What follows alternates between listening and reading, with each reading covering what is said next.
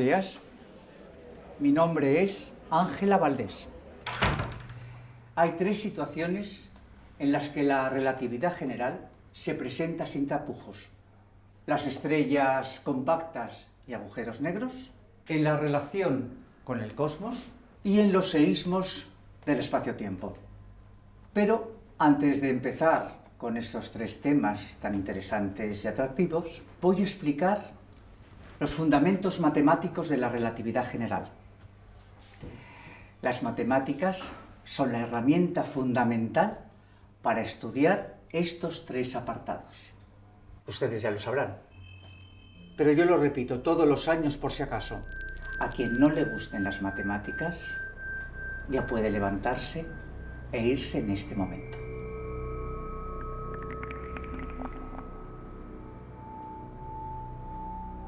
Mi querida Ángela, una cosmóloga perteneciente a la primera generación de jóvenes mujeres investigadoras en el ámbito de la física gravitacional. Valientes, luchadoras, tenaces. Y extremadamente inteligentes, eso por supuesto.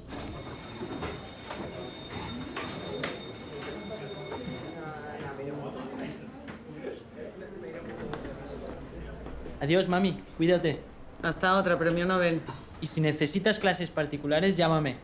Soy muy barato. Este fue el día en que me crucé por primera vez con Colia. Mi única experiencia directa con un Asperger superdotado. Ya veo que conoce a nuestro genio particular. Ay, mío. ¿Qué tiene de genio? Digamos, peculiar. Dicen por ahí que tiene un coeficiente intelectual nivel Newton. Claro que muchos empiezan con ese cuadro y pocos son los que terminan este doble grado. Ya. Por lo menos conmigo. Hicimos juntos la tesis, viajamos a Estados Unidos, a Alemania. El primer día vino a verme para que le corrigiera un trabajo que ni de mis mejores becarios doctorales. Dios mío, ¿va a ser verdad que ha querido ligar conmigo un renacuajo que va a ser premio Nobel en el año 3000? ¿Cómo dice? Nada, cosas mías. Bueno, no me he presentado. Me llamo Laura. Laura Alhambra. Usted está preparando un programa sobre física gravitacional, aprovechando el tirón de haber sido detectadas las primeras ondas gravitatorias. ¿No se dice ondas gravitacionales? Yo he dicho siempre gravitatorias, y no voy a cambiar ahora a gravitacionales porque 4 periodistas se empeñen en ello. Ángela, la persona más adecuada para ayudar a la periodista en su proyecto de investigación. Mucho más que yo. Bueno, ya sabes que Arturo me habló de ti. Después de los inestimables consejos de estos últimos días, me sugirió que viniera a verte para proponerte una posible colaboración en el programa que me dispongo a hacer. Ya, Arturo arreglando las cosas sin consultar, como siempre. Me habló muy bien de ti. Me habló muy bien de mí. En los últimos 50 años, esa frase siempre trae problemas. Por eso las puse en contacto. Hemos decidido que un buen comienzo sería transmitir al espectador que los efectos descritos por la relatividad general son muy, pero que muy reales. Bueno, eso es cierto. Todo se ha comprobado aquí en la Tierra con experimentos. El tiempo no avanza igual para todo el mundo. Y no es solo un efecto psicológico, ni tampoco es solo una alteración de la maquinaria de los relojes. Exactamente. Creo que debería ir a Lisboa a ver a Carlos Herdeiro. Le llamaré antes. Y a quien debe ver, por supuesto, es a mi querido amigo José de Bilbao. ¿Senovilla? Sí, Senovilla. Te recibirá con un caldero de bacalao para hablar de relatividad. Es el tipo que más sabe de todo esto en este país. ¿De relatividad? De bacalao. Hace un pil pil casi mejor que el mío. Yo también soy de Bilbao. Es broma. Pues claro que de relatividad. No me vas a volver loca. Si va a trabajar conmigo, es mejor que se vaya preparando. Y le quiero decir una cosa. Me molesta profundamente que la gente me tutee antes de dar yo permiso para ello. La persona más adecuada para ayudar a la periodista en su proyecto de investigación. Ángela, una de las personas más importantes en mi vida.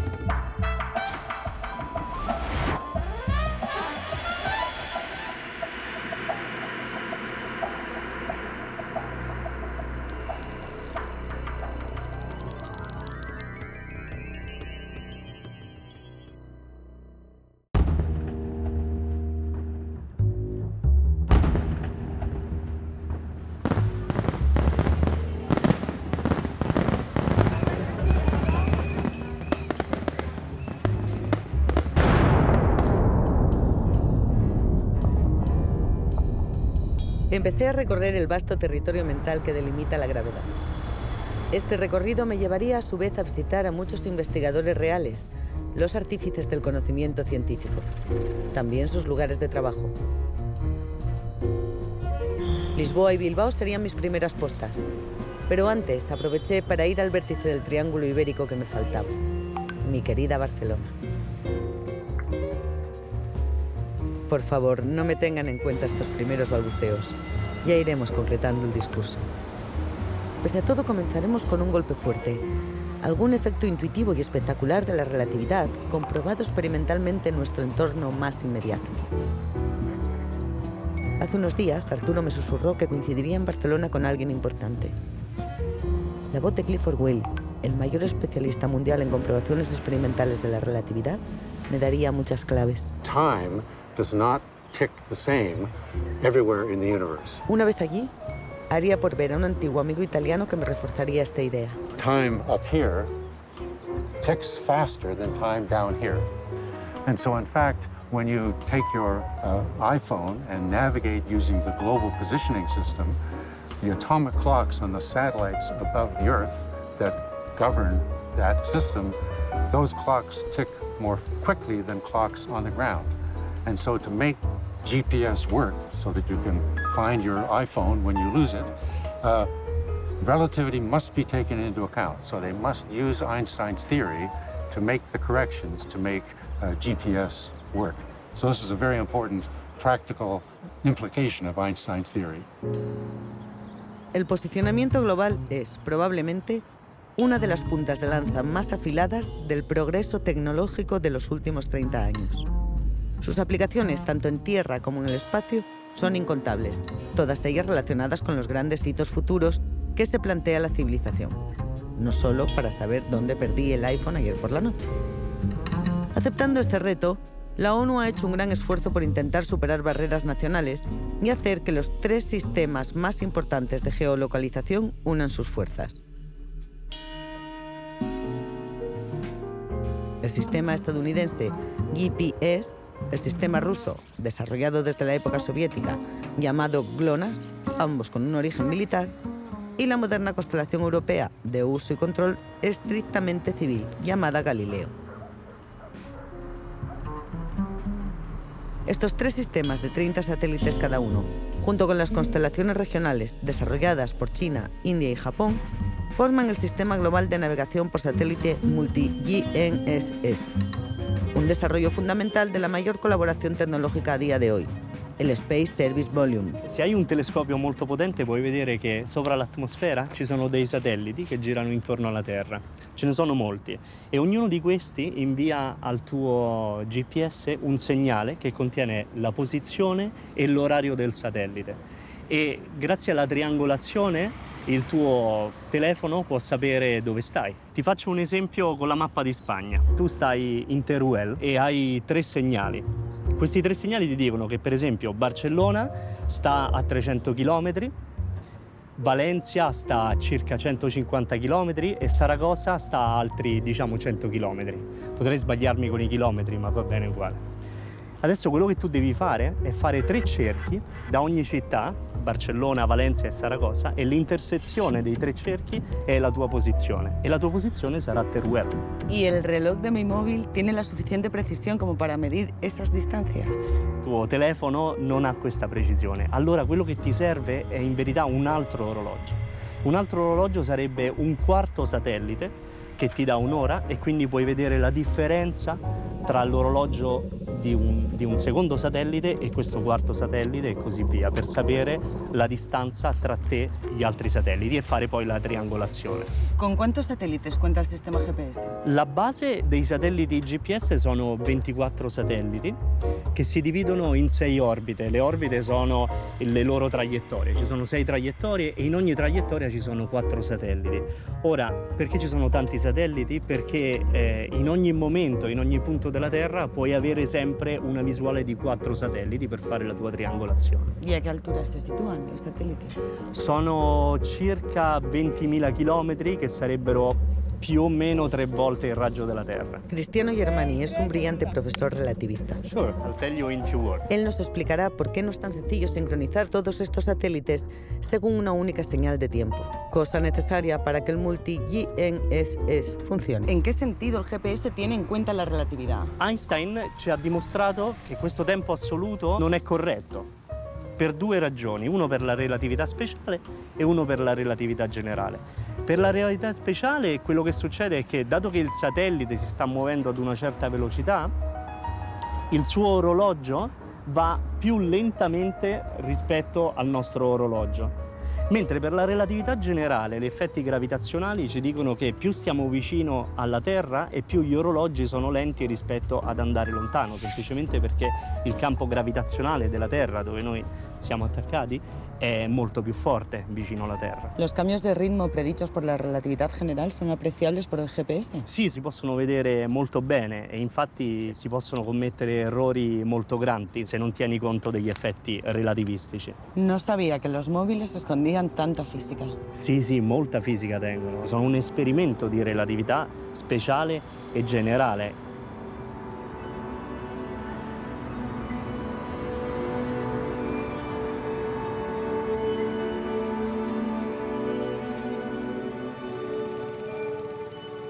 ¿Me invitas a un café? Por supuesto, yo me iba a hacer uno. Además, te quiero pedir algo.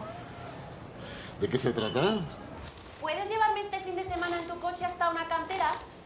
Tengo que recoger una pieza de granito. Este fin de semana, una bella mujer me ha invitado a cenar. Pero en fin, cuenta antes conmigo.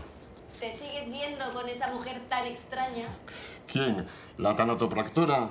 No, que va. Se trata de la periodista que te comenté. A la que, por cierto, voy a ver dentro de un rato para proponerle nombres y temas para sus entrevistas de gravedad. Ya. Ahora una periodista. Estate tranquila. Yo te llevo a esa cantera. Tanto hablar de la gravedad y me estoy enamorando de los materiales pesados. Pues debe ser cierto, porque además veo que te gustan las manzanas. Pues sí, me encantan. Mira, el amigo y biógrafo de Newton, William Stackley, relató que Newton le había contado que había reflexionado largamente sobre su teoría de gravitación tumbado bajo los manzanos en su jardín. ¿Qué hacía que una manzana cayera perpendicularmente al suelo? La archifamosa manzana de Newton. Con el paso del tiempo, la manzana de Newton se ha convertido en alegoría del momento eureka, el detonante de una gran idea. La manzana es el símbolo de la gravedad. Ahora que sabemos que la gravedad es la estructura del espacio-tiempo y que lo entendemos como tal, la manzana ha adquirido un carácter geométrico.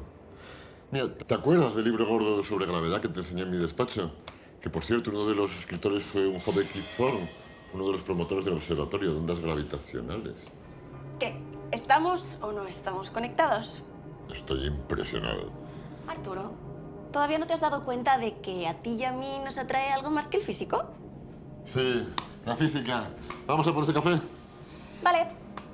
Para la gente, y me incluyo, sigue siendo difícil imaginar un mundo regido por la relatividad general. Sì, in effetti i concetti della relatività sono dei concetti un po' difficili da digerire. Fenomeni fisici che possiamo misurare tutti i giorni non sono spiegati molto bene nelle scuole, quindi direi che sarebbe in principio bene di ampliare un pochettino il programma scolare introducendo anche questi concetti della relatività. La relatividad todavía no se explica a los niños. No soy capaz de imaginar una escuela en la Florencia del siglo XVI donde todavía se enseñara que la Tierra es plana. Bueno, todavía habrá por Minnesota algún maestro terraplanista que seguirá diciendo esas cosas a los pobres chavales. Florencia, siglo XVI. Cómo me gustaría viajar a otro tiempo, aunque me temo que solo es posible hacerlo en sueños.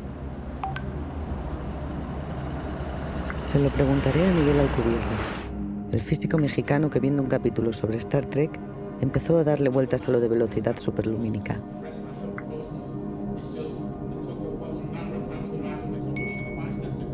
Lo que daría por hacer realidad mis sueños con Adriano, el culto y sensible emperador romano nacido en Santi Ponce, con quien sueño la 9ª noche de cada mes.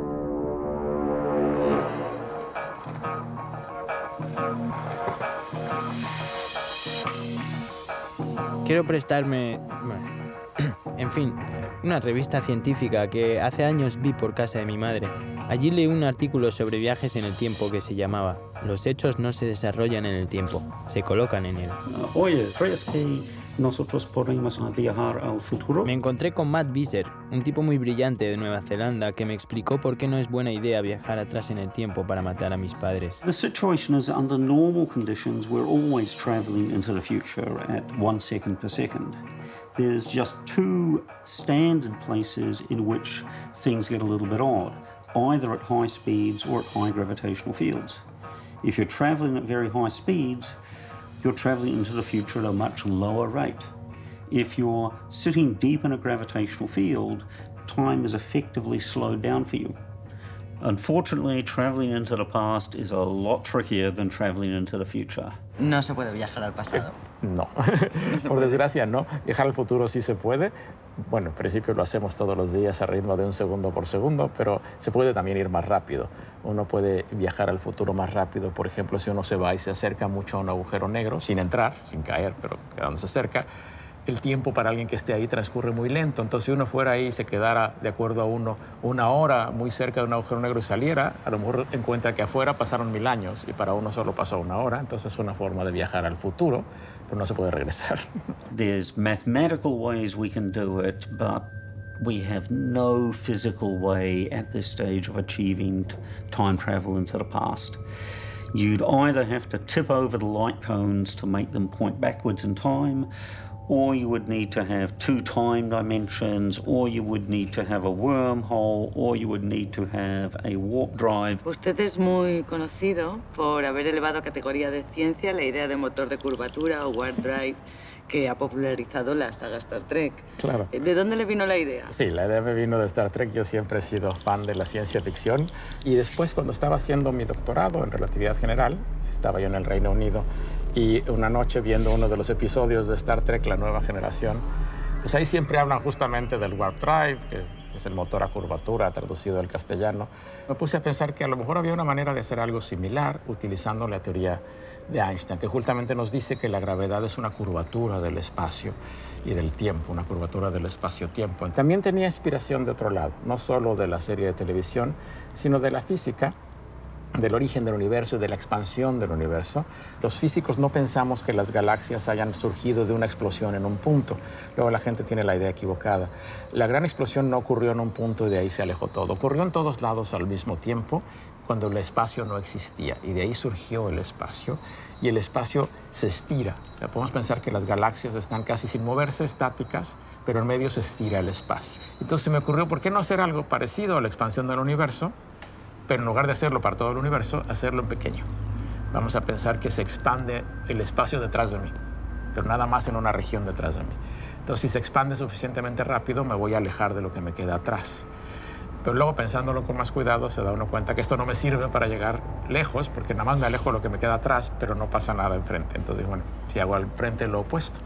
Si enfrente hago una contracción, comprimo el espacio en hora de expanderlo de una manera simétrica, y eso me permite alejarme de lo que me queda atrás y acercarme a lo que me queda enfrente sin moverme. Yo podría estar sentado muy tranquilo, el espacio aquí se contrae, allá se expande y me voy para allá. Pero después tuve que irme a la oficina a hacer cálculos matemáticos para ver si había una manera matemática de describir esto usando la teoría de la relatividad.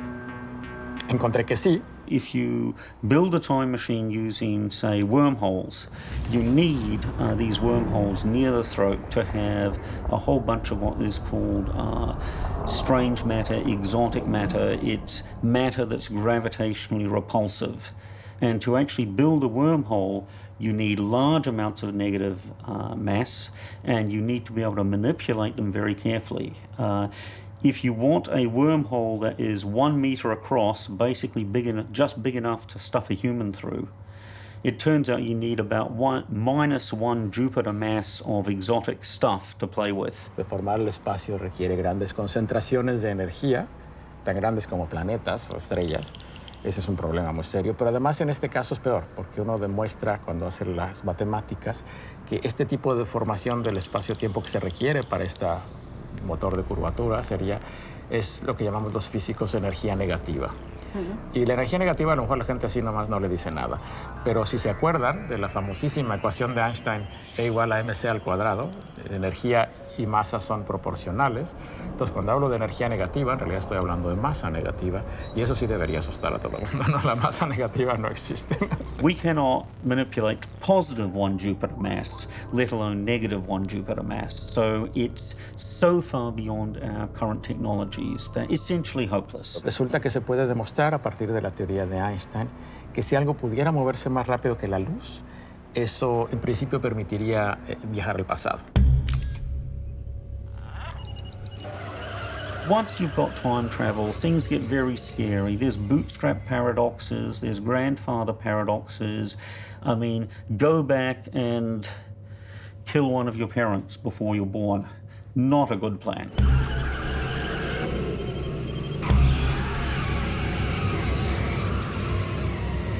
Take the paper you've just written and send it to yourself a week ago before you wrote the paper. Well, you saved yourself a lot of work. But where did the paper come from? All of these things cause major problems for the philosophers as well as for the physicists. And the safest way of dealing with it is just say, forget it.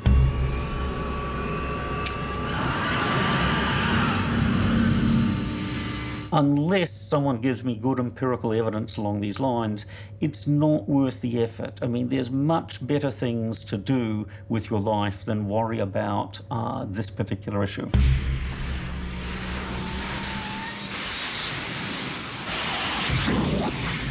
Stephen Hawking has something called the chronology protection conjecture, where he strongly feels that the universe will fight back at any attempt at building a time machine, and that time machines are essentially forbidden just to keep the universe safe for historians. What did I tell you? Je suis de la famille de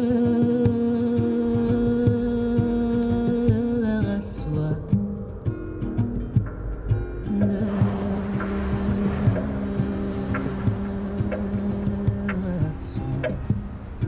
En Lisboa me voy a encontrar con Carlos Herdeiro, una autoridad en el arrastre inercial gravitatorio.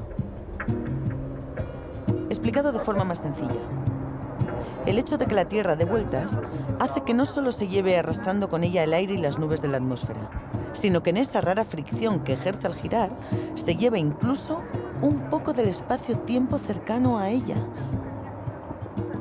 Y lo más increíble, con la relatividad general podemos medir esos desfases. L'envers froid d'hiver, soit d'hiver, soit d'été. Je suis de la famille la nuit.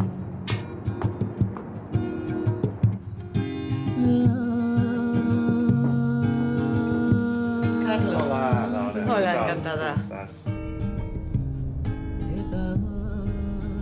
La teoría de Newton nos dice que la masa es fuente de gravedad, pero la relatividad general va un paso más allá y dice que la rotación es fuente de gravedad, ¿sí? Sim, é verdade.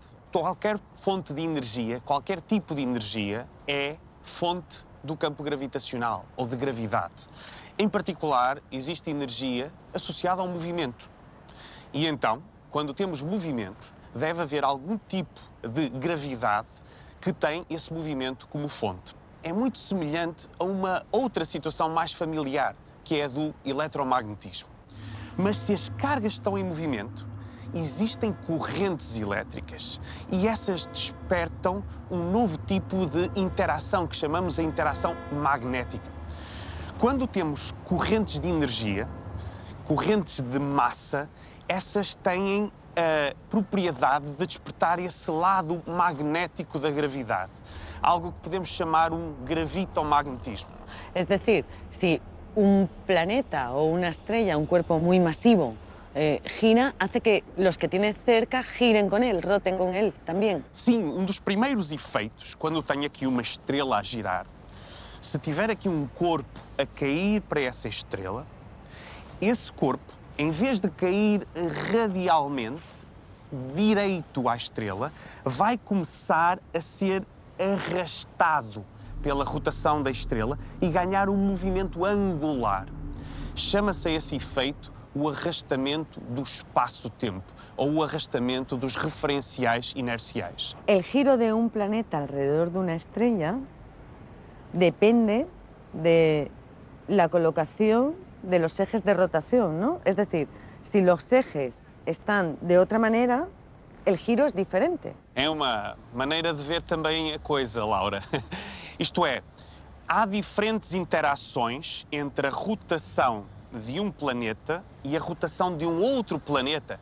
Ou pode ser um giroscópio, pode ser um peão, pode ser qualquer objeto pequenino que tenha correntes de massa ou de energia. Então, se eu tiver a minha estrela a rodar em torno de um eixo vertical, e se tiver aqui um pequenino giroscópio também a rodar em torno de um eixo, mas que não esteja alinhado com o primeiro, se estiver desalinhado assim, o que vai acontecer é que ele vai precessar, e este eixo de rotação vai começar a precessar em torno da direção definida pelo eixo de rotação da estrela. Quando eu tenho um pequeno giroscópio, eu não posso mantê-lo ali em equilíbrio, porque senão ele caía. Eu tenho que o fazer orbitar em torno do planeta. E isto, de facto, introduz um segundo efeito, porque do ponto de vista do giroscópio, o planeta ou a estrela é que se está a mover. E isso dá uma outra corrente de massa. Mas é possível nós separarmos o efeito das duas correntes de massa. E isso é fazer uma órbita polar. É fazer com que o giroscópio esteja a rodar em torno da estrela numa órbita que passa por cima e por baixo do eixo de rotação. E houve uma experiência que tentou fazer exatamente isto. Chama-se Gravity Probe B. E a ideia era um satélite que estava em órbita polar e que tinha lá dentro 4 pequenos giroscópios. Eram 4 esferas pequeninas em rotação, a apontar para uma estrela de referência, a rotação. E então a ideia era que, à medida que o satélite fazia a sua órbita, os pequenos giroscópios iam ter movimentos de precessão do seu eixo de rotação por causa do arrastamento do espaço-tempo. Se viu claramente um efeito de precessão, mas o maior, que era o associado ao facto que, do ponto de vista do satélite, a estrela se estava a movimentar. E isso é uma corrente de massa ou energia. Así se ha medido el efecto de arrastre, entonces, ¿no?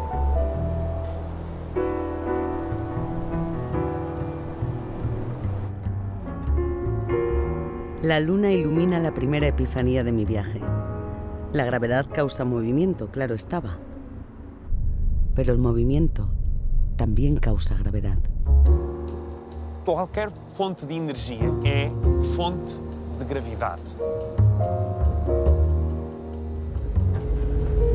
Me encantan estos días claros de invierno.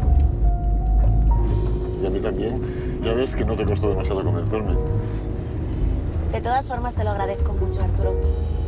Tengo prisa en ponerme a trabajar con estas piezas. Oye, cuéntame algo de lo que bulle en tu cabeza. Pues desde que me contaste lo de las ondas gravitacionales, pues no paro de darle vueltas a vuestros conceptos. No son mis conceptos.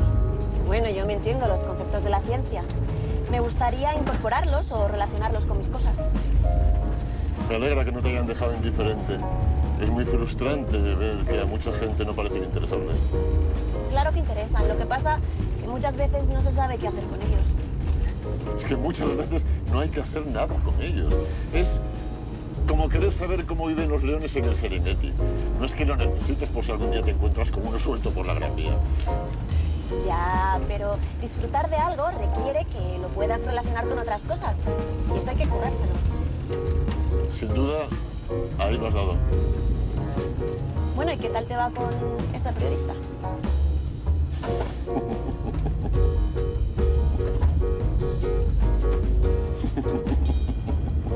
Pues la verdad es que no sé si le molestó mi pregunta. Arturo es tan...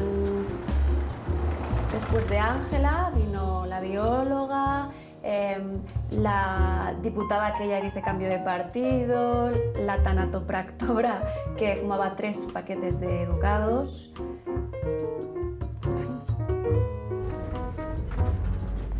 Es tan encantador, mi querido Arturo, siempre dispuesto a ayudarme en todo.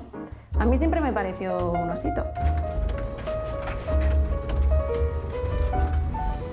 Aunque Ángela, mi casi madre, opine lo contrario.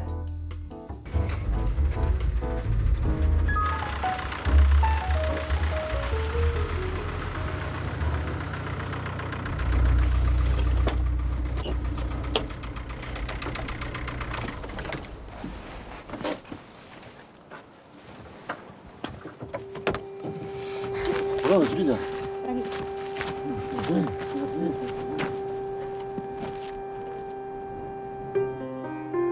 Newton se dio cuenta de que las leyes que regían la caída de los cuerpos aquí en la Tierra eran las mismas que gobernaban el movimiento de los planetas alrededor del Sol. Hizo que el mundo divino de los cielos se hiciera más mundano. El universo en sus ojos. O que hasta las piedras más mundanas participaran de lo divino. Sí. Lo divino y lo humano resultaban ir de la mano.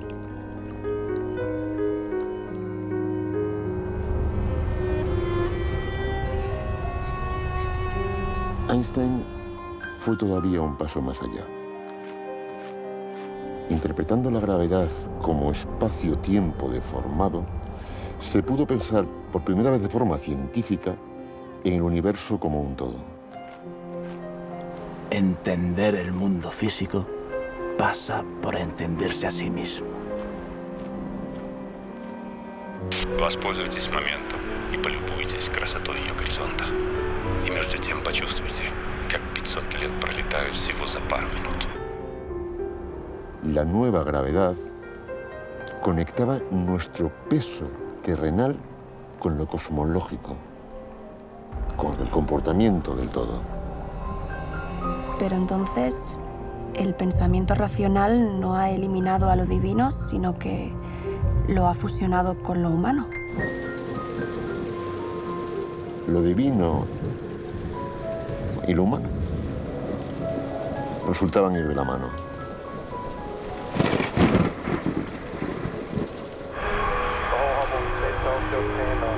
Так красиво, так идеально. Капитан, это безумство подходить. Ты совершенно сошли с ума!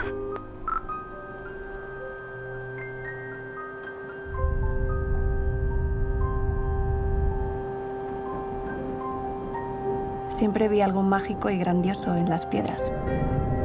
Territorio gravedad. El universo en tus ojos. По моей команде включить на всю мощность. Мы не долетим! Мы не сможем оттуда выбраться!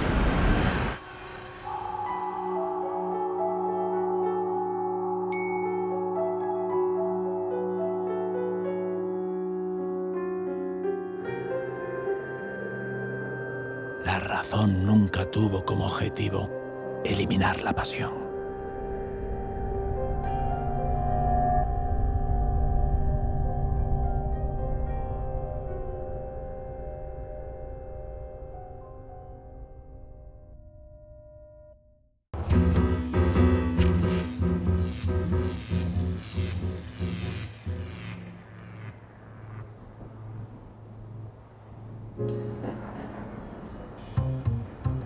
Tal y como dijo Ángela, a quien no le gustan las matemáticas ya puede levantarse e irse en este momento.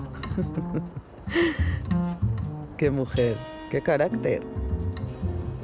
El caso es que no se levantó nadie. Allí todo el mundo dio por hecho que debía ser verdad. Las matemáticas son a la física lo mismo que saber leer a la literatura. Hablar de relatividad sin decir nada del lenguaje matemático en el que está formulada es un sacrilegio. Y así se lo dije. Como para no hacerle caso. Hasta Bilbao vine en busca de José María Senovilla, un verdadero especialista en ambas cosas, relatividad y matemáticas. Hola, José María. Mucho gusto, encantado de conocerte. Lo Bienvenido mismo a digo. Bilbao. Muchísimas gracias. Aquel día iba a aprender de curvaturas más que en toda mi vida. Y el Museo Guggenheim nos ayudaría a ello. Laura, ya me he enterado de que conoces a Ángela. Sí, todo un carácter. Una manera de decirlo, sí. Sí, debe ser una persona excepcional. Arturo ya me había comentado... Bueno, pero ¿para qué habéis venido? ¿Qué queréis exactamente de mí? ¿La estructura matemática de la teoría de la relatividad o las ecuaciones? ¿Queréis que...? Un poco todo, pero por partes. Lo que tú digas. Vale, pues empezaríamos de la siguiente manera. ¿Me puedes explicar la frase «la gravedad es geometría»? La idea básica que teníamos cuando estudiábamos, nos decían que la gravedad era una atracción entre dos cuerpos. Einstein cambió eso completamente. La idea que tuvo fue que en realidad los cuerpos, por el mero hecho de existir, deforman lo que es el espacio y también el tiempo. Esa deformación es lo que nosotros interpretamos como geometría. Es una deformación que uno puede apreciar en ciertas superficies curvas o en superficies que tienen aspecto cóncavo o convexo. La idea final de la relatividad es que la gravedad es pura y simplemente la geometría del espacio-tiempo. Cuando hablamos de curvatura del espacio, tenemos que entenderla de la misma manera que entendemos intuitivamente una curvatura de superficie. Cuando vemos una superficie curva, como estas superficies que tenemos aquí, de titanio, lo que estamos viendo es una curvatura que se nos aparece intuitivamente obvia, pero en realidad esto es lo que nosotros llamamos curvatura extrínseca. Lo llamamos extrínseca porque es la curvatura que ven observadores desde fuera. Si estuviéramos o nos pudiéramos introducir aquí dentro, no notaríamos eso. Lo que queremos ver es la curvatura intrínseca. ¿Cómo podemos saber si vivimos en un espacio de 3 dimensiones curvo o no? Y la maravilla es que podemos descubrirlo, por ejemplo, haciendo experimentos dentro del espacio en el que vivimos. El más básico fue el experimento de ver cómo los rayos de luz se desviaban al pasar cerca del Sol. Es un experimento que se hizo hace 100 años en un eclipse de Sol y que demostró que la teoría que había inventado Einstein era cierta. Y de la misma forma, ¿cómo entendemos la curvatura del tiempo? Esto es más fácil de explicar, creo. Esta curvatura es un poco diferente a la que hemos hablado de las curvaturas espaciales. Cuando hay un campo de gravitación, una geometría curvada, el tiempo transcurre de diferente manera en diferentes puntos del espacio. Por ejemplo, en el caso de la Tierra, el tiempo va diferente aquí que en un satélite, porque el satélite está más lejos del campo gravitatorio. Esto se puede entender fácilmente si uno piensa que uno cuando sube las escaleras está ganando energía potencial o perdiéndola. Uno tiene que superar el campo gravitatorio. Esto mismo le pasa a la luz, por ejemplo. A la luz también le cuesta subir la escalera. Y cuando le cuesta, lo que hace es perder energía y eso le hace cambiar su frecuencia y eso es lo mismo que decir que cambia el tiempo. Así que el tiempo va diferente en diferentes sitios. Esto da lugar a estas ideas de que uno puede irse de viaje o estar en ciertos campos gravitatorios intensos y que su tiempo transcurra de manera diferente, por ejemplo, de un hermano suyo o un hermano gemelo. Hay que tener en cuenta, no obstante, que todos tenemos nuestro tiempo propio, que es el tiempo que llevamos con nosotros. Es como el tiempo de nuestros latidos del corazón. Un segundo para una persona en tiempo propio es lo mismo que para cualquier otra persona. A mayores velocidades de viaje y a mayores campos gravitatorios, nuestro reloj se vuelve mucho más lento. Laura, el tiempo es como un río de relojes de minutos, cada uno avanzando a su propio ritmo.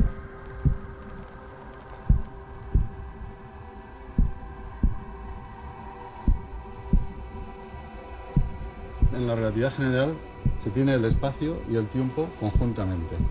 Y lo que describe la teoría es la curvatura de las dos cosas a la vez, lo que llamamos la curvatura del espacio-tiempo.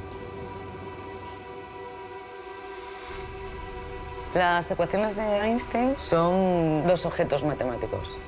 Sí, básicamente son dos objetos que se llaman tensores. Hay una parte izquierda que, como hemos hablado previamente, la gravedad es geometría, describe lo que sería la geometría. Y hay una parte derecha que me dice, pero ¿qué es lo que provoca que la geometría sea de una u otra manera? Y esa parte derecha es el contenido de materia y energía y cualquier otra cosa que haya en el universo. Como todo tiene energía, todo gravita. Eso hace que la teoría sea una teoría universal, en el sentido de que todo crea geometría y a la vez todo vive en el espacio-tiempo, y la teoría de la relatividad es una teoría también del espacio y del tiempo. Recuerdo muy bien las primeras entrevistas que hice a físicos relativistas, aunque todavía no sabía muy bien qué haría con ellas. Eso sí, para mí el Museo Guggenheim de Bilbao quedaría siempre ligado a la curvatura del espacio-tiempo. Me gustaría volver a entrevistar a Frank Gehry para decírselo. Estoy segura de que es la cosa más bonita que le han podido decir de su barco varado en la ría. Esto es el Guggenheim. Ya sé que es el Guggenheim. Hace 20 años me lo enseñó el mismo Frank Gehry. Es un barco. Un barco de plata encallado en la ría. Bueno, de titanio, pero Lorca seguro que diría de plata.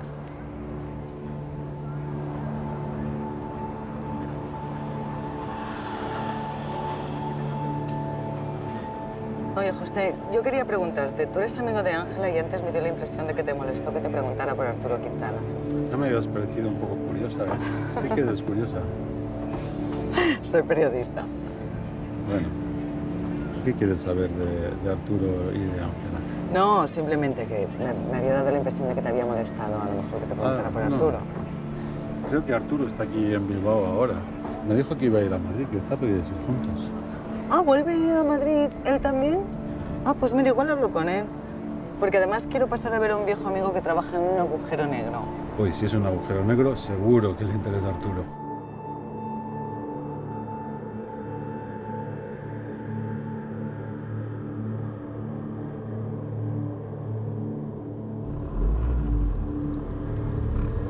Si hay un lugar en la Tierra para hablar de gravedad, de materia y de espacio, era ese donde su amigo César estaba trabajando. El tiempo es resultado de una incurvación del espacio en el horizonte.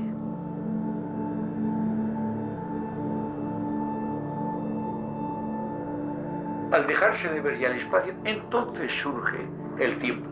En cuanto vuelva a verse el espacio, el tiempo desaparece.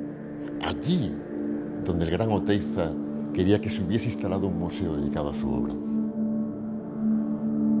El tiempo tiene verdadero terror al espacio.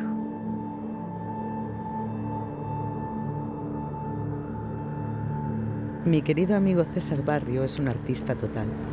En aquellos días estaba en el santuario de Aránzazu. César llevaba varias semanas con una beca residencia artística, ocupando un espacio alucinante situado debajo del parking.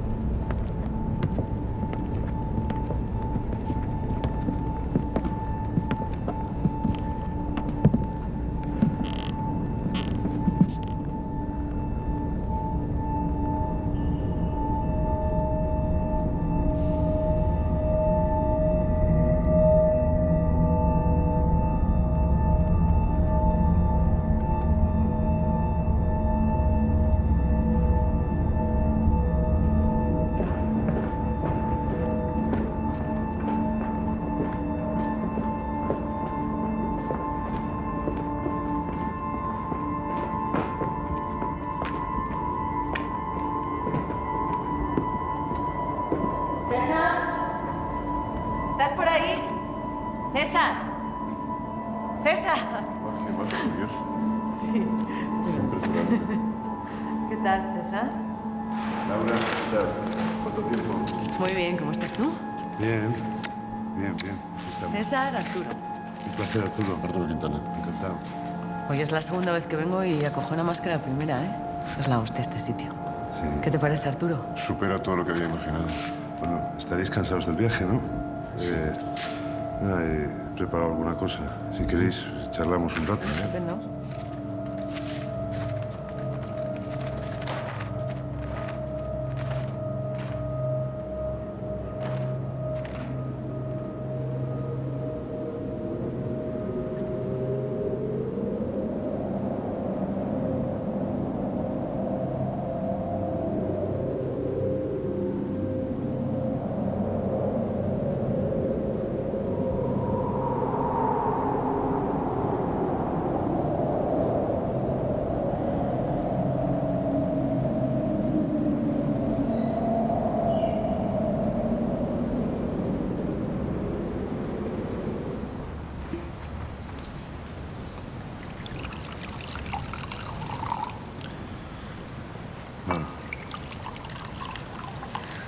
¿Sabéis que me llama mogollón la atención?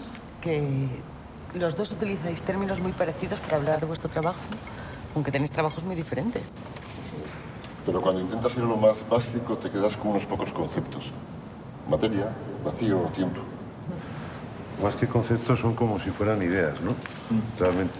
O sea, que conforman la mirada de una civilización incluso, ¿no? Nos deforman totalmente la percepción. ¿Y en tu caso qué te lleva a hacer lo que haces? Me refiero, ¿cómo se fue fraguando tu arte? Se fragua solo, ¿no? Realmente. Llega un momento en el que lo mejor es que se vaya fraguando solo y que uno no sea nada más que un catalizador, ¿no? Lo de menos es la obra, lo importante es todo el proceso en sí, ¿no? Arturo, ¿y tú no echas de menos el contacto físico con la materia? Porque como tu trabajo es tan mental. Echo de menos el contacto con la materia, sí. Bueno, echar de menos no es la palabra. Me gusta la palabra alemana Fergie, que sería algo así como nostalgia de lo extraño, de lo que no es propio. Todo lo que veo aquí ejerce una poderosa atracción sobre mí. Pero sin poderlo evitar, mi mente se pregunta y quiere saber. Y me alejo del mundo sensible. ¿Tú crees que puede existir espacio sin materia? Porque... Mira, César, cualquier explicación científica en ese entorno se me hace absolutamente irrelevante. Pero bueno, la pregunta tiene mucha amiga, ¿vale? Einstein pensaba que sin materia no podía haber espacio. Pero la introducción por él mismo de la constante cosmológica, lo que hoy conocemos como energía oscura, generó un inmenso debate que aún a día de hoy se mantiene. Yo personalmente comparto la idea original de Einstein, que sin materia no puede haber espacio. Pero hay muchos compañeros, ilustres colegas, que opinan que no. El tema de la materia y la luz lo entendemos en ese sentido. O sea, el poder del miúrgico es hacer hablar la materia como materia. O sea, es lo que perseguimos, ¿no? Nuestra gran obsesión. César, lo que tú haces tiene una componente primitiva que puede llegar a mucha gente, pero transmitir la belleza de la ciencia en temas tan abstractos es muy difícil. Sinceramente, no creo que la gente esté preparada. Laura, entender en profundidad las grandes cavilaciones de arquitectos, de escultores, de los pintores, tampoco estaría fácil. Con la ciencia solo hay que dejarse llevar. Pues dejémonos llevar.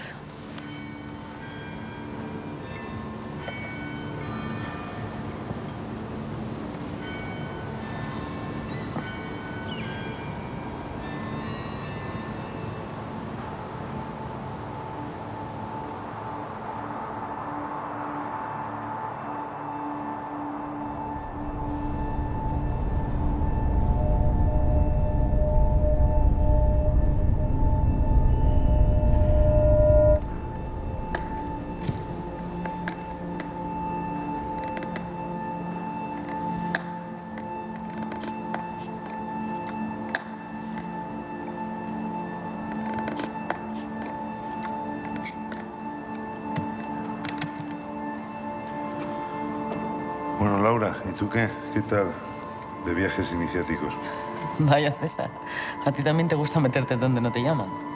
Bueno, mujer. Tranquilo, no pasa nada. Pues estoy haciendo un viaje importante.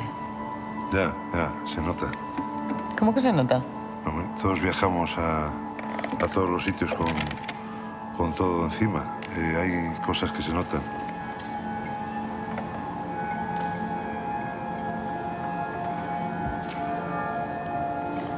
Yo también me hago preguntas, no solo vosotros. Buscar una cosa es siempre encontrar otra. Siempre se llega, pero a otra parte. Eso es lo que yo estoy haciendo. Salir de un sitio para encontrar otro.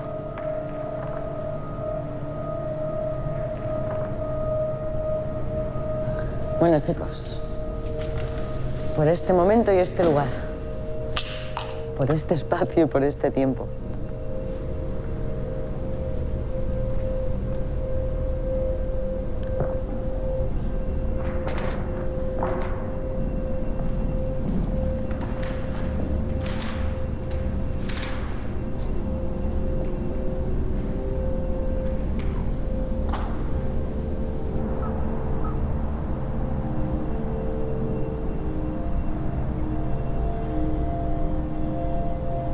Por este momento y este lugar, por este espacio y este tiempo.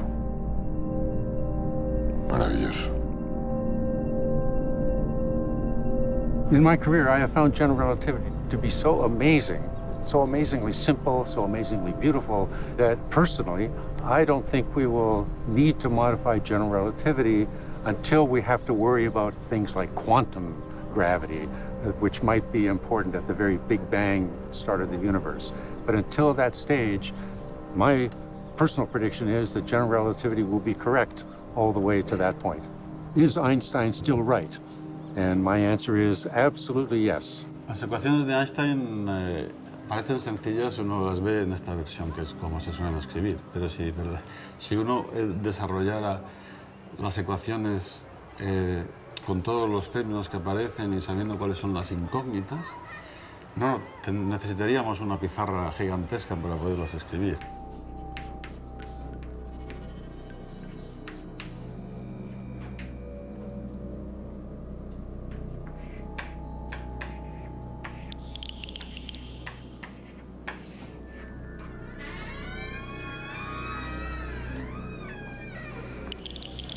Hola, cerramos en breve. Ya termino, me queda muy poco.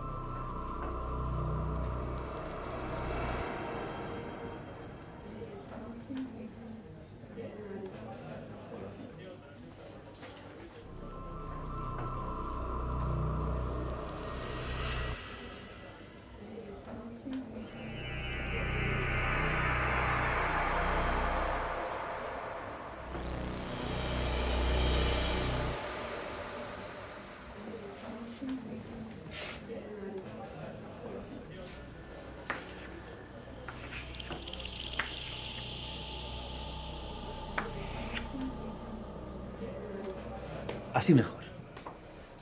¿No te parece, Coria?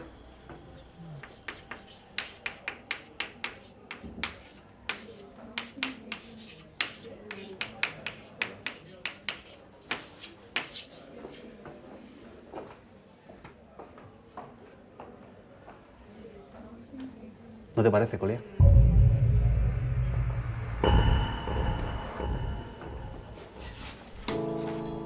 Perdona, pensaba que estaría aquí Arturo Quintana. No, pero ¿has visto salir a ese tío? ¿Qué tío? Por aquí no ha pasado nadie, es solo yo. Ven, corre, vamos a buscarlo. ¿Pero a quién?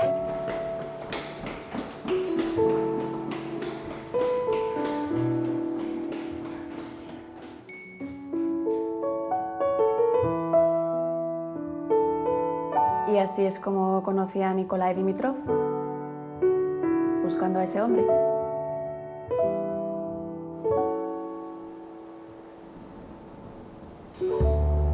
Decía mi amigo César que buscar una cosa es encontrar otra. Siempre se llega, pero a otra parte. Me he pasado toda mi vida saliendo de sitios y llegando a otros que antes nunca imaginé. Después de la guerra, llegué a Bolivia. Aquí me quedé unos cuantos años.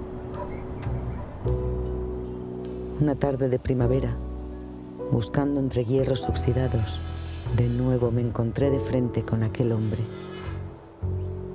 Me acordé de aquellos años en busca de respuestas, en busca del territorio gravedad.